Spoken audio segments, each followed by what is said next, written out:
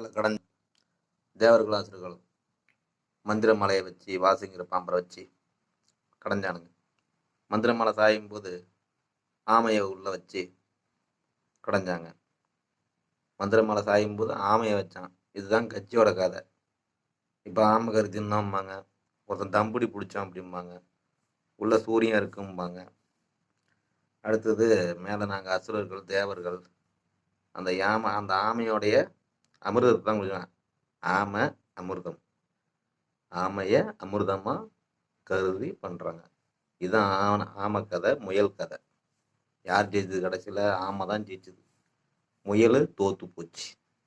இதைத்தான் நமக்கு 1ஆம் கிளாஸ் பாடத்துலேயே சொல்லி வச்சிருப்போம் நம்ம வாத்தியார் அந்த காலத்தில். 25 வருடத்துக்கு முன்னாடி, 30 வருடத்துக்கு முன்னாடி. எப்போ தெரியுது பாரு புத்தி. புரிஞ்சுக்கிங்கடா சாமிகளா, இதாண்டா வாசி கணக்கு கதை.